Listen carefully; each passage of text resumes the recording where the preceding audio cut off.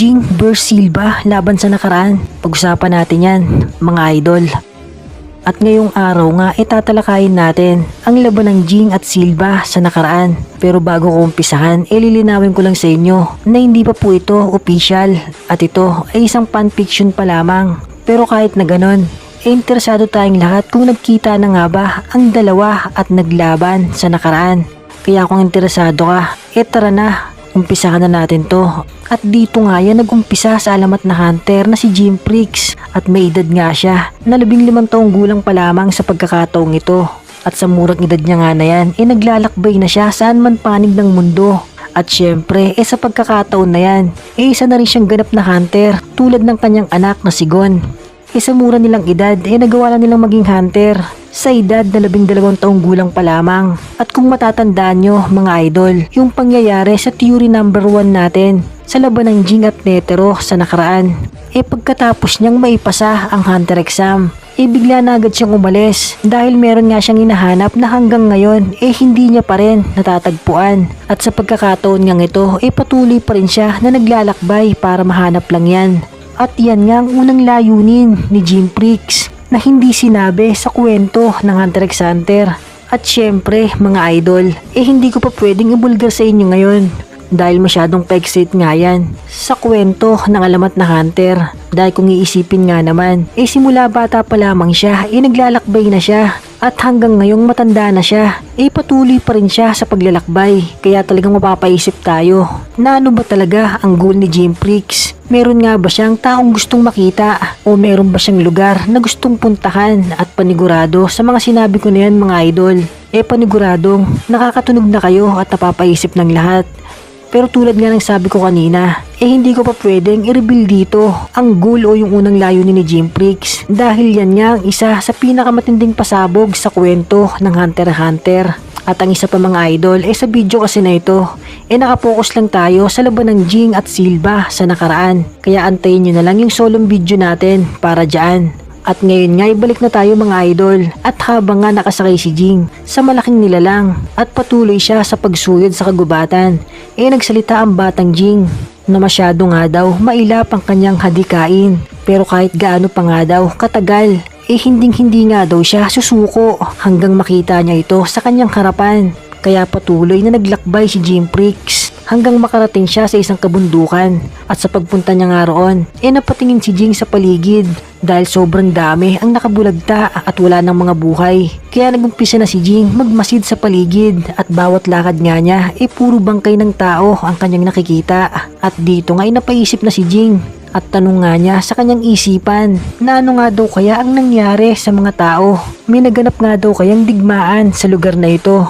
Pero base nga daw sa kanilang pagkamatay, isang profesional na mamamaslang ang may gawa nito. At siya nga'y patuloy na naglakad. Pero habang nga naglalakad siya, bigla na lang may umatake sa kanya paitaas. Pero agad naman itong naiwasan ni Jimprix. Pero sa lakas nga ng atake ng kanyang kalaban, wasak-wasak ang paligid at bumalot na naman ang napakakapal na usok at alikabok. At nung unti-unti nang nawawala yan, maaninag na ang umatake kay Jing. At yan nga'y walang iba kundi si Silva. At tanong nga niya kay Jing, nakasapi ka ba ng mga bandido? Pero hindi sinagot ni Jing ang tanong ni Silva at siya nga'y nagtanong din dito na ikaw ba ang umubos sa kanila? Kaya dyan galit na sagot ni Silva, sagutin mo ang tanong. At sagot nga ni Jing na hindi daw. Hindi nila ako kasapi. At sagot naman ni Silva na oo, ako ang umubos sa kanila. Pinatumba sila sa akin ng aking kliyente. Trabaho lang, walang personalan. At dyan ngay aalis na si Silva pero bago pa siya makaalis, biglang humirit si Jing at sabi niya na malakas ka ba? At sagot naman ni Silva na hindi ako interesado sa tanong mo. At nagpatuloy na nga siyang naglakad papalis. At sabi naman ni Jing na baka naduduwag ka naman at natatakot ka sa akin dahil kung matapang ka, lalabanan mo ko. At dyan nga napatigil si Silva at sagot nga niya, nasaan kang pinagmulan ko? Hindi uso ang salitang takot. At kaya niya daw hindi lalabanan si Jing dahil wala naman daw siyang mapapala dito dahil hindi naman ito ang kanyang trabaho. At dagdag niya pa, kung pipilitin mong tapusin ang buhay ko, mapipilitan akong ipagtanggol ang sarili ko para tapusin din ang iyong buhay. at nagpatuloy na nga siya maglakad papalayo. At si Jimprix naman napangiti sa sinabi ni Silva at sabi na nga lang niya na ayoko naman pumatay para lang sa laban. Pero pagkatapos nga niyan, bigla niya nalang inatake si Silva habang ito ay naglalakad. Kaya dyan napilitan na si Silva na labanan ang alamat na hunter. At habang nga papasugod na sa kanya si Jing, sa mata ni Silva parang slow mo lang ito at napakabagal. At sabi nga niya sa kanyang isipan na ang ganitong mga personalidad nga daw ng tao ang mga maagang namamaalam sa mundo. At dyan nga'y sinubayan niya ang atake ni Jing at nagdadaanan nga sila na parang laban ng Killua at Janice. At pagkatapos nga niyan, sabi ni Silva na kahit gaano pa nga daw kabilis ang sitwasyon, kaya nga daw niyang kunin ang puso ng kanyang kalaban sa isang iglap na hindi man lang nito namamalayan. At pagtingin nga niya sa kanyang mga kamay, wala itong hawak na puso at sobrang bilis nga daw ng pangyayari. At sabi nga ni Jing, nagrabe ka naman, gusto mong kunin ang puso ko ng ganun-ganun lang. Anong akala mo sa akin, mahinang nila lang? Sabay ngiti ang alamat na hunter at sobrang porma ni Jimprix dyan mga idol. At dyan ngay napagtanto na ni Silva na hindi normal ang batang ito katulad niya. At sabi nga niya sa kanyang isipan, kung hindi niya nga daw ito seryosohin, maaari nga daw masawi ang kanyang buhay sa labang ito. At si Jing naman, sabi niya rin sa kanyang isipan na kung hindi niya nga daw nakita yon, maaga daw talaga siyang namaalam sa mundo. At mukhang hindi daw talaga biro ang kakayahan nito sa pakikipaglaban. Kaya kailangan daw na mag-ingat. At sa pagkontak nga ng kanilang mga mata, sumugod na silang dalawa at sabay nang umatake. Talagang sabayan sila dyan, na kapwa ayaw magpatalo. Pero nung nakita nga ni Silva na meron na siyang pagkakataon na matamaan si Jing, kaya sinunggaban niya agad ito at inatake. Pero naiwasan agad dyan ni Jimprix. At nung si Jing naman nangatake ng sobrang bilis, nagawa rin yan mailaga ni Silva. Pero hindi niya alam na may susunod pa pala na atake. At si Jing naman wala rin kalam-alam na meron na palang hinahandang atake si Silva. Kaya dyan parehas silang tinamaan ng kani-kanilang mga atake. At sabi nga ni Jing na hindi ko nakita yun At sagot naman ni Silva na ganun din daw siya at hindi niya rin nakita ang atake nito. Kaya dyan nagkangitian silang dalawa at sabi nila na mukhang pinagtagpo nga daw sila ng tadhana sa kabundukang ito para silang dalawa maglaban. At dyan ngay suguran ulit sila at walang humpay sa pag-atake. At sa lakas nga ng kanilang mga sabayan, nayayanig na ang kabundukan at nawawasak na ang mga paligid. At sa isang salpukan pa nga nila, napatalsik na sila sa lakas. At dito nga sabi nila sa isa't isa na mukhang kailangan na nga doon nilang tapusin ito para magkaalaman na kung sino nga ba ang mas malakas sa kanila. Kaya dyan pumorma na ang dalawa ng kakaiba. At si Silva nga naglabas na sa kanyang palad ng napakalakas na bultahe ng kuryente.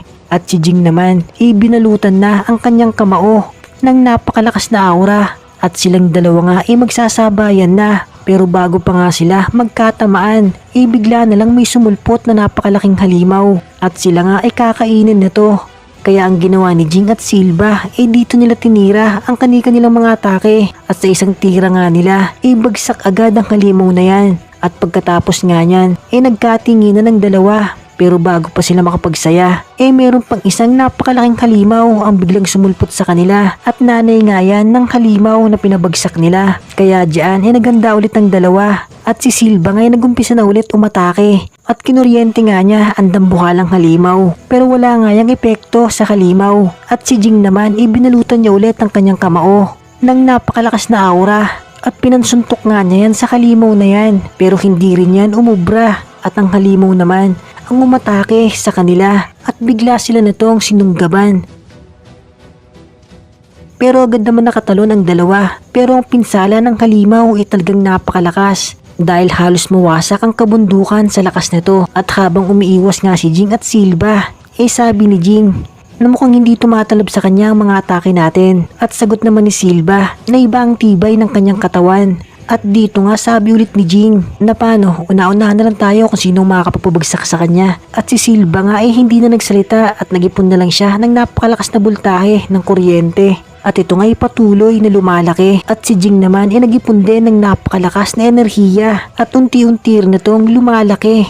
At sabay na nga nilang tinira ang dambuhalang halimaw at sa lakas nga niyan, halos nabura ang malaking halimaw na yan sa lakas ng atake ng dalawa.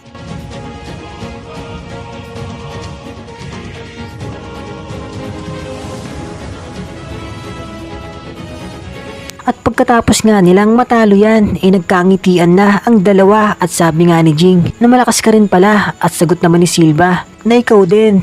At nakakatuwang isipin nga mga idol dahil pagkatapos nga ng laban ng dalawa, tila may nabuong pagkakaibigan kay Jing at Silva. Dahil sabay nga nilang tinalo ang dambuhalang halimaw at pagkatapos nga niyan, sabay pa silang kumain sa kabundukan at nagkwentuhan silang dalawa. At tanong nga ni Jing, na ano ba ang pangalan mo? At sagot nga ni Silva, Silva ang pangalan ko. At nagmula nga daw siya sa angkan ng mamamaslang ang pamilyang Zoldyck. At dagdag pa ni Silva na ikaw ba, anong pangalan mo? At dyan nga nagpakilala na rin si Jim Pricks at sabi nga niya, Jing ang pangalan ko. At nagmula nga daw siya sa bantog na angkan ng pamilyang Pricks. At dyan nga nagpatuloy magkwentuhan ng dalawa at nagtanong nga sila ng mga bagay-bagay sa isa't isa. At pagkatapos nga ng kanilang kwentuhan, nagpaalam na si Silva at aalis na nga daw siya. At sabi na nga lang niya kay Jing bago umalis, sana nga daw, dumalo daw ito minsan sa kanilang tahanan sa may Kukulo Mountain. Ipagtanong lang daw ni Jing ang pamilyang Zoldyck, sure daw na matutuntun niya yon. At sagot na nga lang ni Jing na sige daw at susubukan niya nga daw dumalo minsan. At dyan na nga nagtapos ang laban ng Jing at Silva sa nakaraan. At bago nga tayo magtapos mga idol, lilinawin ko lang ulit na hindi pa po ito official at ito isang fanfiction pa lamang na ginawa ng inyong lingkod, Boy Anime TV. At kung gusto nyo nga ng part 2, comment nyo na lang yan sa ating comment section para malaman ko rin ang inyong mga opinion. At sana, huwag nyo kakalimutan mag-like dahil napakalaking tulong yan para sa ating channel. At kung may bago naman dyan, sana huwag mong kakalimutan mag-subscribe and click the bell icon para hindi ka nahuhuli sa mga latest uploads natin. Iyon, salamat!